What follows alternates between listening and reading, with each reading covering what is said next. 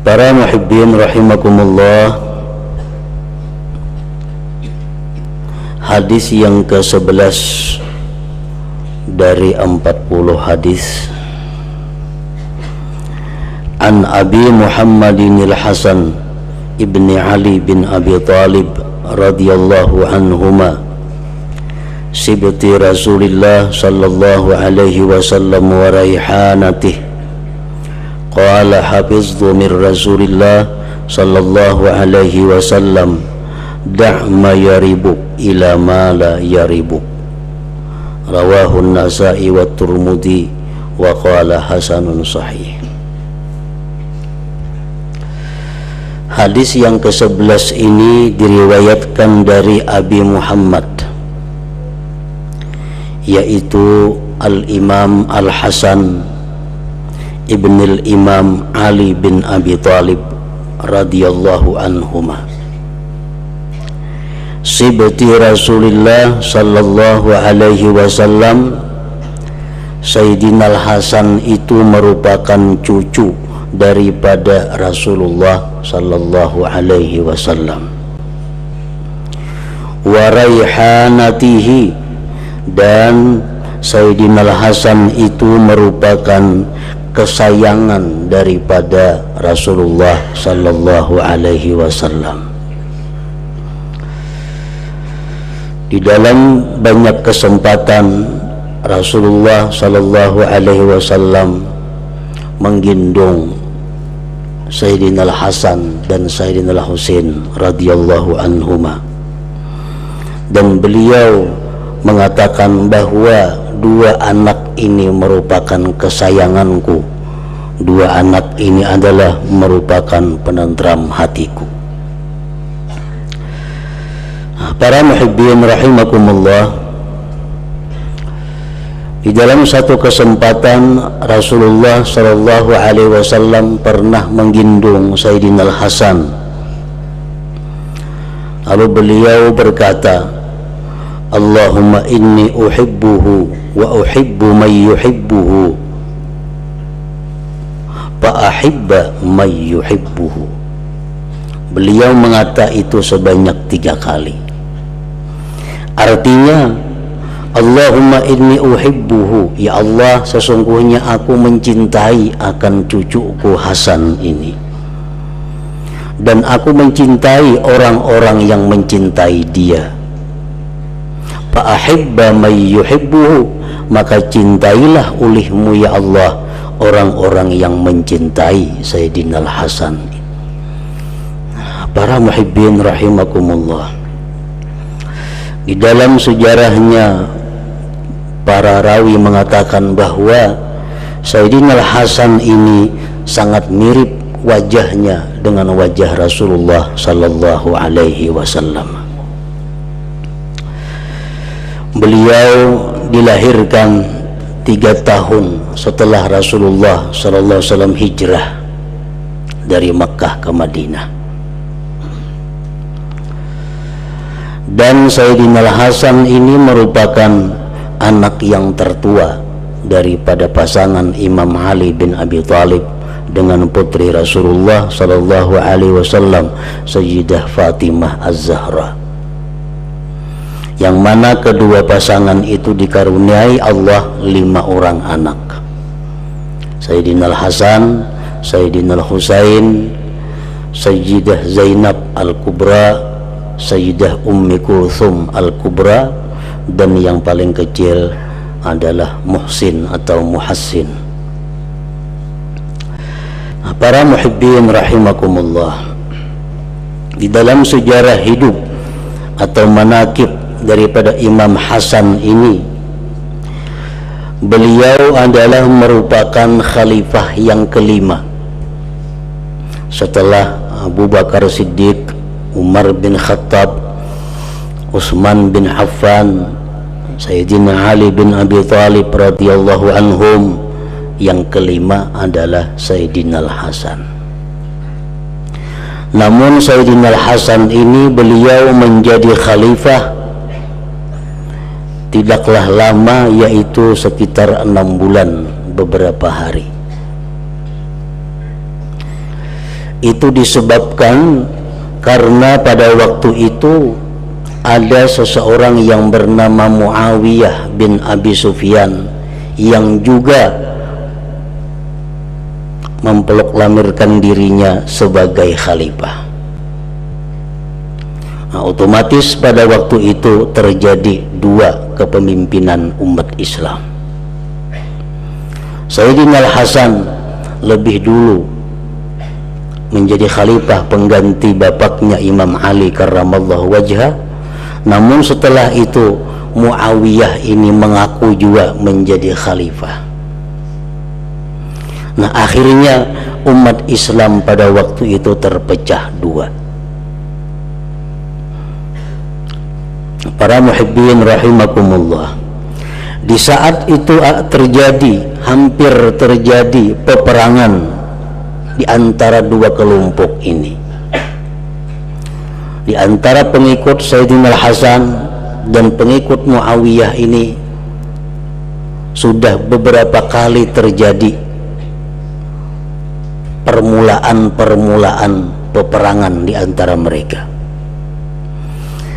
Melihat yang demikian itu, maka Sayyidina Al-Hasan ini secara resmi beliau mengundurkan diri daripada kekhalifahan dan menyerahkannya kepada Muawiyah.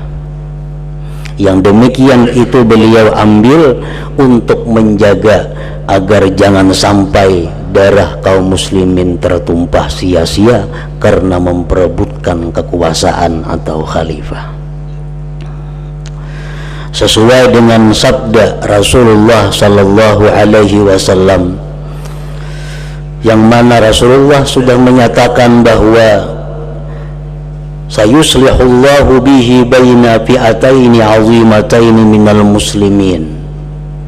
Ujar Rasulullah sambil beliau menggindung Sayyidina Hasan bahwa Allah akan mendamaikan dengan cucuku ini antara dua kelompok yang besar di antara kaum muslimin. Dengan sebab mundurnya Sayyidina Hasan dari kekhalifahan itu, maka terjadilah perdamaian, terhindarlah perang saudara di antara kaum muslimin. Nah, para muhibbin rahimakumullah, dan disebutkan lagi di dalam sejarahnya bahwa Sayyidina Al-Hasan ini tidaklah tua.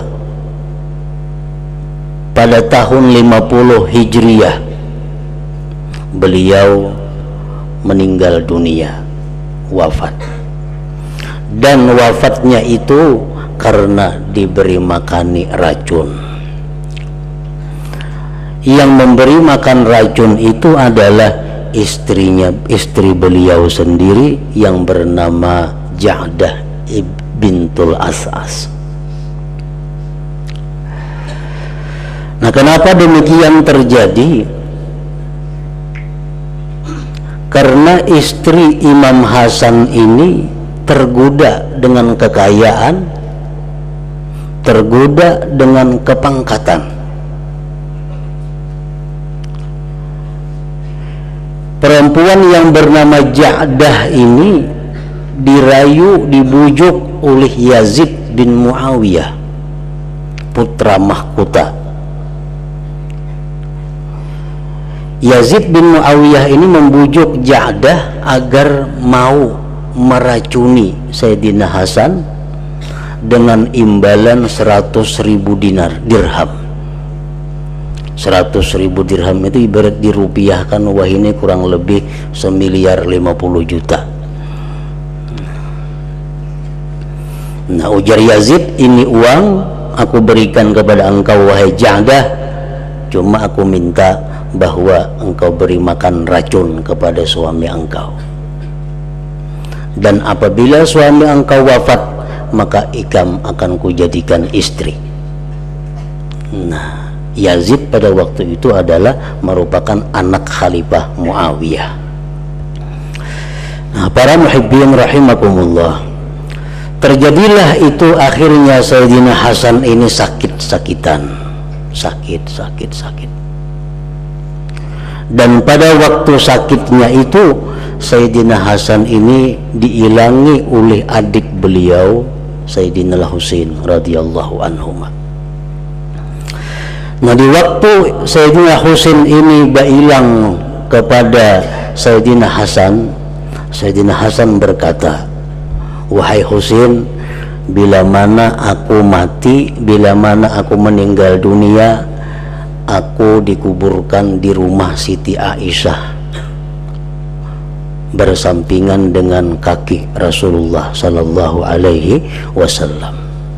Dan aku sudah minta izin kepada beliau, kepada Siti Aisyah, dan Siti Aisyah pun memberi izin itu." Nah, para muhibbin rahimakumullah, lalu Imam Husain ini berkata, "Wahai Hasan, aku mengira mereka orang-orang yang dengki kepada engkau tidak akan mengizinkan engkau berkubur di tempat itu."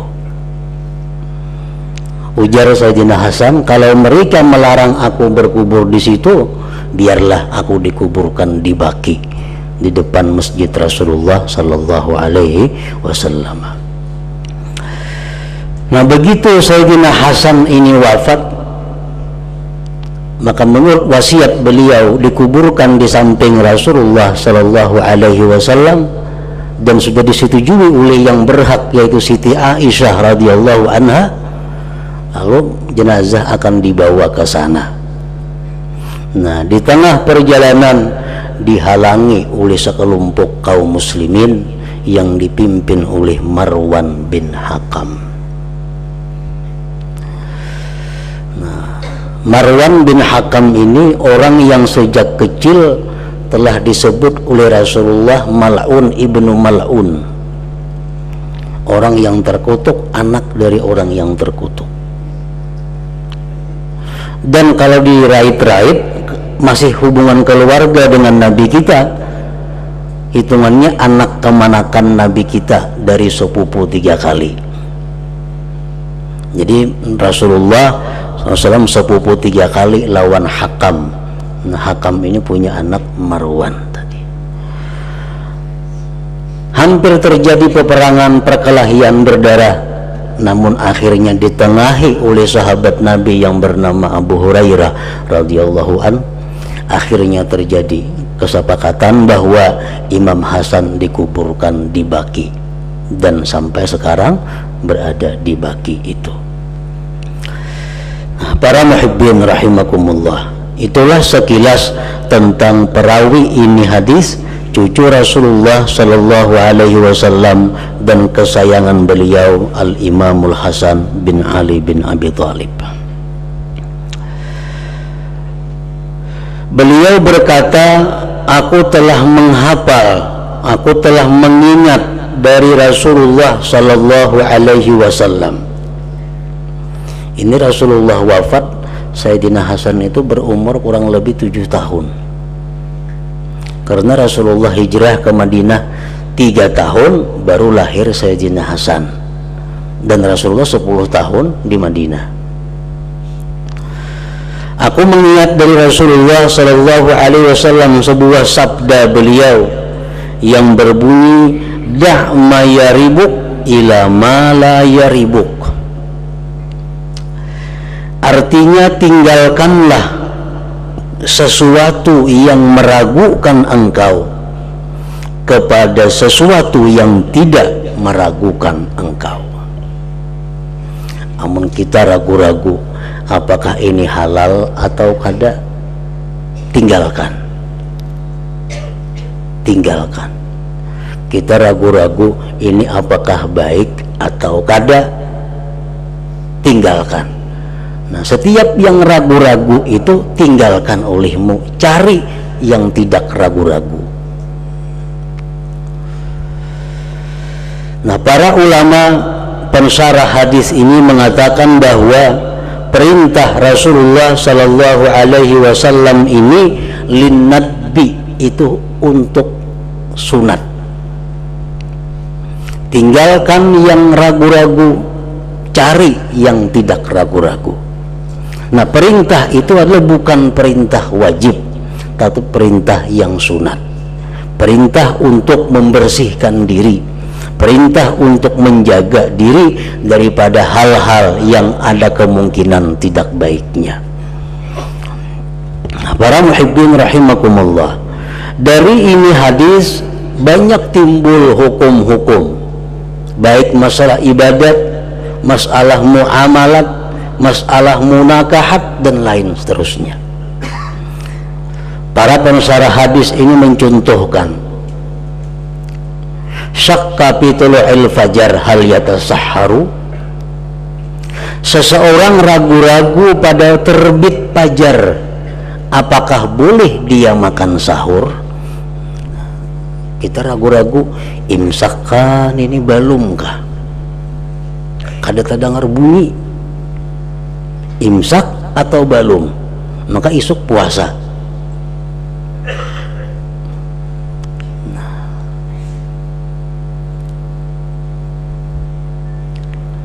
Para ulama mengatakan kalau ragu-ragu yang demikian itu, yang lebih afdal baginya adalah kada usah bersahur,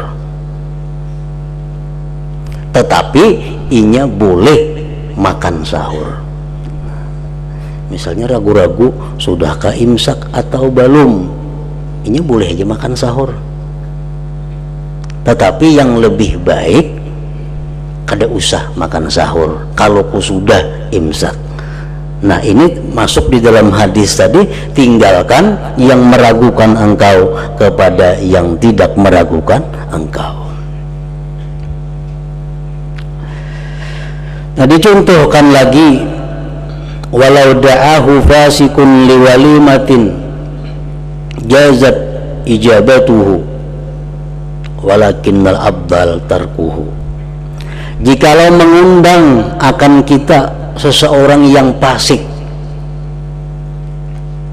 orang yang fasik ini mengundang kita untuk sesuatu jamuan, baaruhan. Nah, apakah aruhannya? Orang ini dikenal fasik, mengundang kita. Artinya orang fasik ini orang yang kada tahu di halal, di haram, semuaan dihantamnya. Duitnya ada yang halal, ada yang haram, mengundang kita. Nah, jazat ijabatuhu, kita boleh mengabulkan, boleh kita tolak kesaruan itu, kada apa-apa, kada berdosa artinya. Tetapi yang lebih mulia, yang lebih utama, yang lebih abdal, tarkuhu, kada usah menghadiri saruannya itu. Kenapa? Karena meragukan. Nah, kalau kita kada tolak ke situ, kita sudah pasti selamat. Nah, kalau kita ke sana belum tentu selamat. Nah, jadi yang lebih baiknya adalah kada usah menghadiri itu. Kalau kita menghadiri, kita kada berdosa, karena kita kada yakin yang disorongnya itu haram. Sebab hartanya campur halal haram.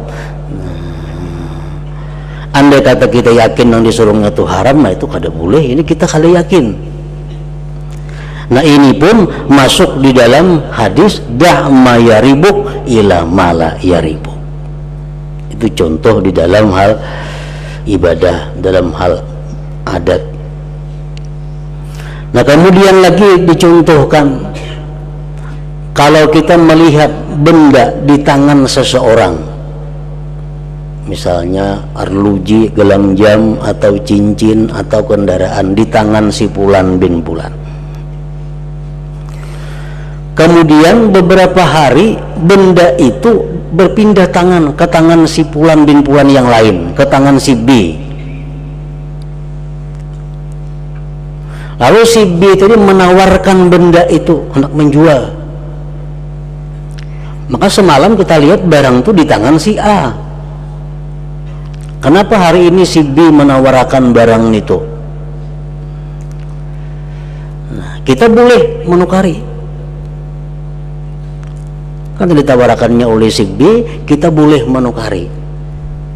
Karena mungkin ini dijualnya si A semalam lawan inya, atau mungkin si B ini wakil si A untuk menjualkan, menawarkan.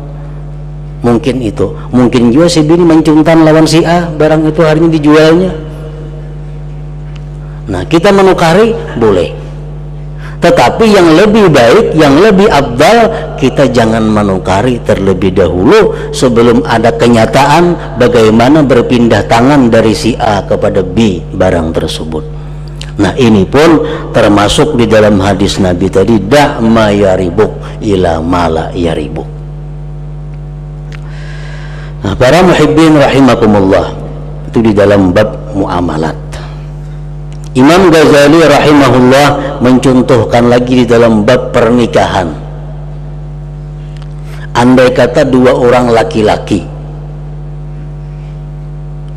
melihat burung, ujar nang saya kurung tuh burung gagak, ya jauh ada tapi jelas. Ujar nang si B, lain itu gagak. Ujar si A, amun itu burung gagak, kuceraikan biniku. Ujar si B, bila itu lain gagak, kuceraikan juga biniku. Dikontrol aja di paraki terabang burungnya sehingga kada jelas nang mana jua nang iyanya. Nah, burung napan itu? Maka tadi bila gagak ujar si A, biniku cerai. Ujar si B, bila lain gagak, biniku cerai. Burungnya kada kau dicari ke mana hilangnya. Hukum pernikahan kedua orang ini tetap sah. Hukum pernikahan mereka ini dengan bininya masing-masing kada terganggu dengan ucapan itu. Kenapa? Karena kada jelas. Nah, tetapi ujar Imam Al-Ghazali, yang lebih baiknya, yang lebih afdalnya, hendaknya kedua orang tadi menceraikan istrinya. Hendaknya menceraikan istrinya. Kenapa? Supaya hilang keraguan-raguan itu. Sesuai dengan hadis Nabi yang mengatakan, da'ma yaribuk ila mala yaribuk. Tinggalkanlah yang meragukan engkau kepada sesuatu yang tidak meragukan engkau. Nah, para muhibbin rahimakumullah, di dalam beberapa contoh tadi, para ulama ada mengecualikan satu masalah. Karena satu masalah ini langsung ditekankan oleh Rasulullah Sallallahu Alaihi Wasallam. Masalahnya adalah kalau kita ragu-ragu apakah batal wudhu kita atau kada. Nah, kita yakin tadi berwudhu, yakin benar berwudhu hendak ke masjid. Sampai di masjid kita ragu-ragu, batalkah kadakah wudhu nih? Nah ini dikecualikan. Rasulullah mengatakan kalau demikian halnya jangan batal wudhu itu. Walaupun ragu-ragu, asa batal asa kada, ambil kada batal. Jangan ambil nang batal. Dan kalau keraguan-raguan itu terjadi di dalam sembahyang, wajib inya mengambil nang kada batal. Kenapa? Karena sudah yakin tadi berwudu, berwudunya yakin, batal ini ragu-ragu apakah batal atau kada. Nah, andai kata menurut hadis ini mah ambil nang batal supaya hilang keraguan-raguan, berwudu bahasa rana. Nah, lalu tetapi Rasulullah SAW mengatakan bahwa kalau engkau mengalami demikian, bahwa engkau jangan berpaling, artinya jangan batal wudu itu. Nah, jadi kalau kita ragu-ragu apakah batal wudhu kita atau kada, maka ambil wudhu kita tetap ada, wudhu kita kada batal. Karena itu masalah sudah ditekankan oleh Rasulullah Sallallahu Alaihi Wasallam. Nah, para muhibbin rahimakumullah, tujuan daripada hadis ini adalah intinya agar kita berhati-hati dalam berbagai keadaan. Dalam istilah kata lain, hendaknya kita bersikap wara di dalam segala keadaan, baik di dalam ibadah kita, baik di dalam pakaian kita, baik dalam perilaku jual beli kita, apapun semuaan hendaknya kita bersikap wara. Intinya wara itu adalah meninggalkan sesuatu yang tidak jelas, meninggalkan sesuatu yang ragu-ragu, menuju kepada sesuatu yang jelas, menuju kepada sesuatu yang yakin. Nah, para muhibbin rahimakumullah, terutama sekali di dalam hal masalah muamalat, lebih lagi dalam hal urusan makan dan minum. Jangan sekali-kali kita masukkan ke dalam perut kita sesuatu yang tidak jelas halal haramnya, karena itu akan berakibat yang sangat buruk bagi kita dan bagi anak keturunan kita. Nah, disebutkan ada sebuah cerita, seorang laki-laki ini ziarah kepada seorang waliullah. Begitu sampai di rumah seorang wali tadi, di situ ada orang anak muda yang sombong. Diberi salam, kada menyahut. Ditakoni, adakah tuan guru? Kada menyahut juga si anak muda tadi. Nah, ditakoni oleh si tamu ini, siapa anak muda ini tuh nampilan sombong angkuh nih tuh? Dia tetangga, itu ya anak tuan guru. Nah, itu ya anak si wali ini tuh. Nah, kemana si dinnya walinya ini? Lagi berjalan. Tunggu-tunggu datang si walinya itu. Begitu si wali ini datang, orangnya tawadu, orangnya ramah tamah, orangnya sangat baik. Artinya bertulak 100% dengan anaknya. Nah, si tamu ini bertakun, wahai waliullah, itu anak piankah? Iya, si wali. Kenapa kelakuannya macam itu? Nah, artinya jauh beda lawan pian nih kelakuannya. Nah, ujar si wali itu, ini kisahnya lawas. Dahulu kami di kampung ini pernah kelaparan. Pernah kelaparan, artinya kampung mengalami paceklik, sulit mencari makanan.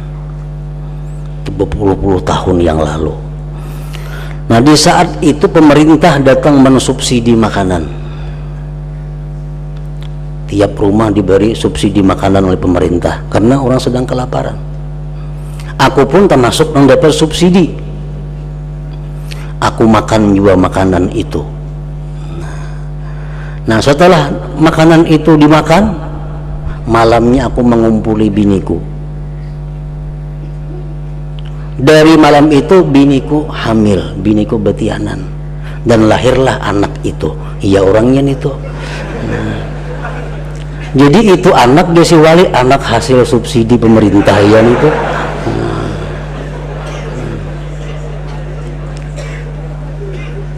Nah, padahal itu subsidi pemerintah bukan barang haram, bukan barang haram, tetapi merupakan barang yang sesuatu ada kemungkinan haram, ada kemungkinan halal. Padahal beliau itu mengambil barang itu dalam keadaan kelaparan, waktu paceklik. Tetapi itulah akibatnya, bahwa setiap sesuatu yang subhat, sesuatu yang tidak jelas halal haramnya itu, bila kita makan, maka akan berpengaruh buruk kepada kita dan kepada anak keturunan kita. Nah, para muhibbin rahimakumullah, kita berdoa kepada Allah agar dipeliharakan Tuhan daripada memakan yang haram dan hal-hal yang tidak diridai oleh Allah Subhanahu wa taala. Hadratin Nabi sallallahu alaihi wasallam. Al-Fatihah.